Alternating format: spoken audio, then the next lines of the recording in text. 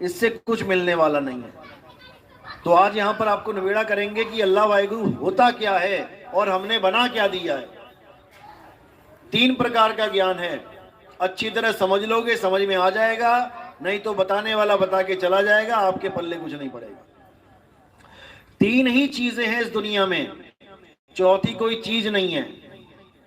पहला है साकार, दूसरा है निराकार। अब साकार और निराकार पे सत्संग कर लेते हैं, तीसरे के बाद में बात करेंगे। साकार क्या है? ये सारी दुनिया में जितने भी रूप दिखाई दे रहे हैं ये सब साकार है। लेकिन ये आए कहां से? आए कहां से? निराकार से। किसी को शक है?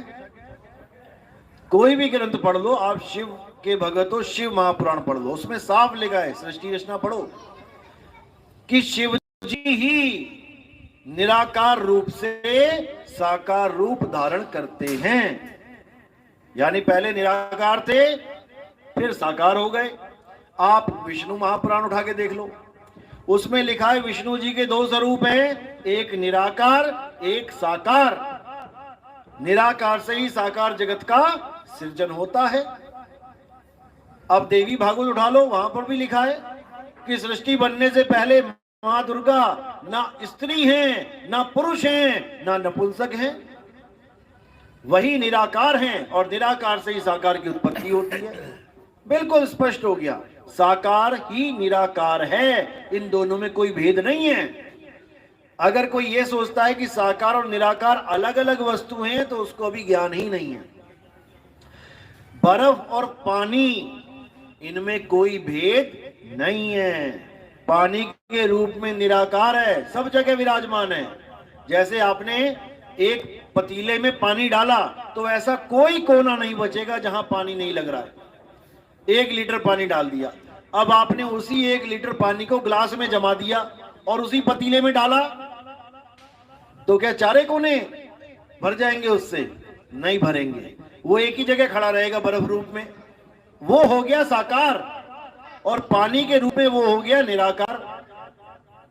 लेकिन है एक ही चीज। तो क्या कबीर साहब इसकी महिमा गा रहे हैं साकार और निराकार की? कबीर साहब तो लानत दे रहे हैं उन लोगों पे। कहते मैं देखूं तुझको और तू देखे कहीं और, लानत ऐसे चित्त पर एक चित्त 2 ठौर। कहते लानत है ऐसे चित्त पर। चित्त यानी आप सबके पास चित्त है।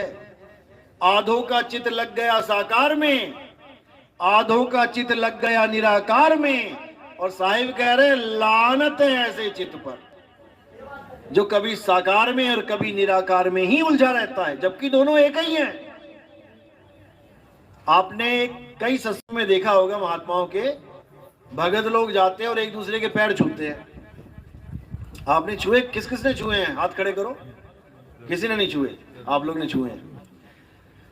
अब देखो, अब किसके पैर छू रहे हैं जाके? अब वो चाहे अंडा खा के आया, चाहे मीट खा के आया, चाहे गोली मार के आया, किसी को सत्संग में खड़ा हुआ और आपने जाके पैर छू लिए। आपने पूछा पैर छूने से पहले कि भैया क्या कर्म करके आया तू? उठ के सबके पैर छू लिए, भगवान बना दिया सबको, और क्या बोल दिया? तू ही निरंकार। अब देखो, साकार को ही बोल दिया तू ही निरंकार। समझो इस बात को। साकार के पैर छू के उसको कह दिया तू ही निरंकार, तो तब भी नहीं समझ पाए कि साकार निराकार एक को ही है, एक को ही है। कान ऐसे पकड़ाए थे तो किसी ने कह दिया अरे बेवकूफ तूने कान पकड़ लिए, तो क्या करूं? ऐसे पकड़। अरे वही है।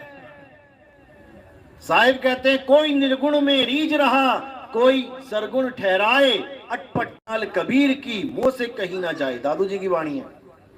कोई साकार में उलझ गया, कोई निराकार में उलझ गया, और है एक ही चीज। अब इसी साकार और निराकार को देख कौन रहा है? जिस दिन तुमने ये विचार कर लिया तुम्हारे पर्दे खुल जाएंगे। साकार को कौन देख रहा है? मैं ही देख रहा हूं। और निराकार को कौन देख रहा है? मैं ही देख रहा हूं। जब दोनों को मैं कह रहा हूं तो मैं क्या हूं? जिस दिन ये समझ में आ गया, जिस दिन ये समझ में आ गया कि मैं कौन हूं, उस दिन साकार और निराकार की महिमा खत्म हो जाती है। जब तक ये नहीं पता लगा कि मैं कौन हूं, जब तक दूसरे को ही पूजोगे, तब तक दूसरे को ही पूजोगे। लेकिन जब समझ में आ जाएगा कि मैं कौन हूं, उसके बाद दूसरा खत्म। हे अर्जुन, तू, मैं और ये सारे राजा महाराजा, हम शरीर नहीं हैं, हम आत्मा हैं। अध्याय 2 पढ़ो। ऐसा कोई समय नहीं था जब तू, मैं और ये राजा महाराजा नहीं थे, और ऐसा कोई समय नहीं आएगा जब तू, मैं और ये राजा महाराजा नहीं होंगे। तो फिर कौन मरा? इतना बड़ा युद्ध हो गया, मरा कौन? जब कोई समय ही नहीं था, जब हम तुम नहीं थे, और ऐसा कोई समय नहीं आएगा जब हम तुम नहीं रहेंगे, तो मरा कौन? कोई नहीं मरा, केवल शरीर खत्म हुए हैं। और शरीर तो हम हैं ही नहीं, शरीर तो कपड़े हैं इस आत्मा के। आज ये इंसानी कपड़े पहन लिए, कल को क्या पता शेर चीते के कपड़े पहनने पड़ जाएं। इसीलिए बोला गया, इंसानी चोला बार बार नहीं मिलता। इंसानी चोला, चोला क्या होता है? कहते ना बाबा जी का चोला देखो, कपड़े। इंसानी चोला है ये, कपड़े पहने तुमने। कहां मिले ये कपड़े? सड़क पे पड़े हुए मिले, पहन लिए। ये मां के गर्भ में पहन के आए हो। तुमने आदमी के कपड़े पहन लिए और कुछ ने औरतों के कपड़े पहन लिए। जैसे पजामा लेने जाओ तो 2 तरह के पजामे मिलते हैं, एक लेडीज एक जेंट्स। कोट लेने जाओ तो लेडीज जेंट्स, चश्मा लेने जाओ लेडीज जेंट्स। ऐसे ही मां के गर्भ में जो हमें शरीर मिलता है वो भी लेडीज और जेंट्स होता है। लेकिन हम कपड़े नहीं हो जाते, हम तो उसको पहन रहे हैं। हम कपड़े पहन रहे हैं और अंत समय में हम ये कपड़े उतार देंगे और इन कपड़ों को छोड़ के चले जाएंगे। अब किसी की मां मरी तो जमीन पे क्या पड़ा है? मां पड़ी है कि कपड़े पड़े हैं? कपड़े पड़े हैं। मां को तो आप कहते हो माता मुझे छोड़ के चली गई।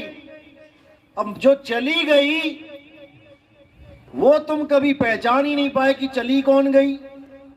जिसको माता माता कहते थे वो तो ये पड़ी है, यानी सारी उम्र कपड़ों को ही माता माता करते रहे, सारी उम्र कपड़ों को ही पिता पिता करते रहे। अपनी मां और अपने पिता को हम जान ही नहीं पाए कि उनका स्वरूप क्या है। इस चमड़े को, इस मिट्टी को ही माता और पिता मान के बैठ गए, जबकि ना तुम मिट्टी हो और ना तुम्हारे मां बाप मिट्टी हैं।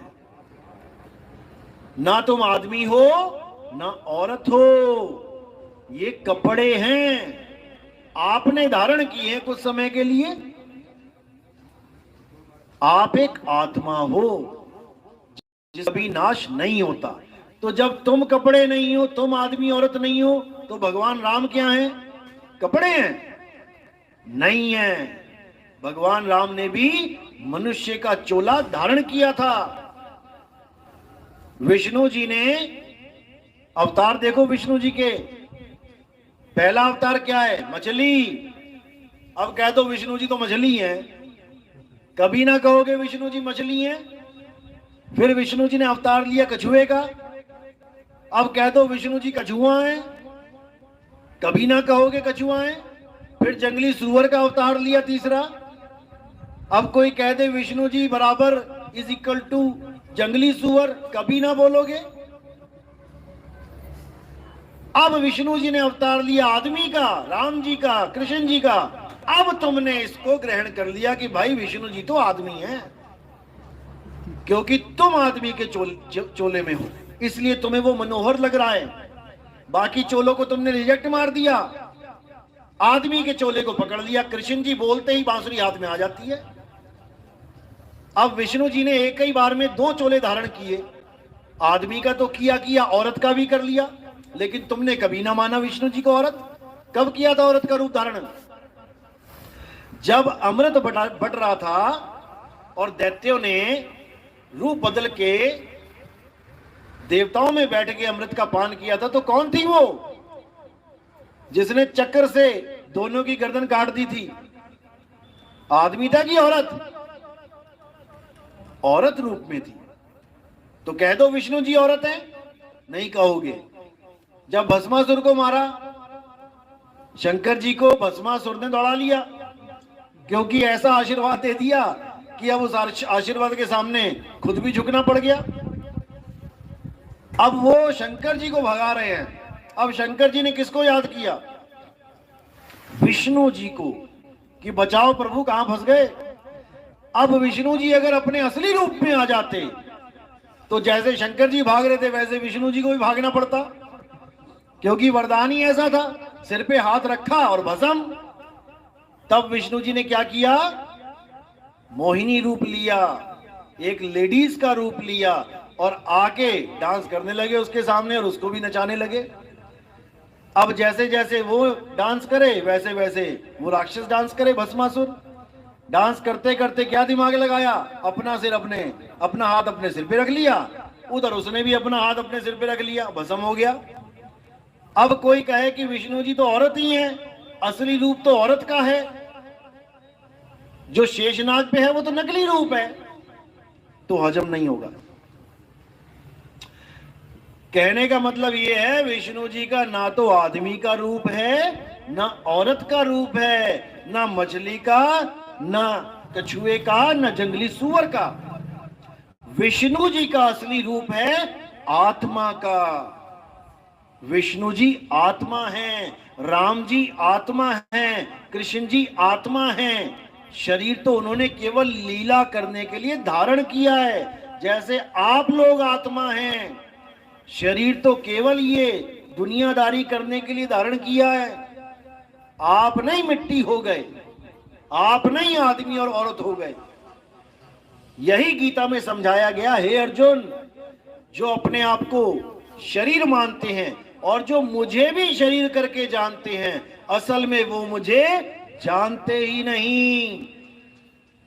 मेरी पूजा, मेरी भक्ति केवल वो लोग कर पाते हैं जो मुझे तत्व रूप में जानते हैं कि मैं हूं क्या। क्योंकि उन्होंने महिमा किसकी गाई है गीता में? जिसको शस्त्र काट नहीं सकता, अग्नि जला नहीं सकती, वायु सुखा नहीं सकती, जल भिगो नहीं सकता। कौन है वो?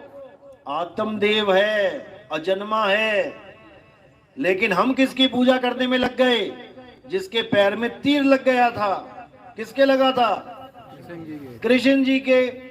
तो जब वो कह रहे हैं कि जिसको शस्त्र काट नहीं सकता, अग्नि जला नहीं सकती, तो हमें कब कहा उन्होंने कि जिसके पैर में तीर लग जाए उसकी पूजा करो?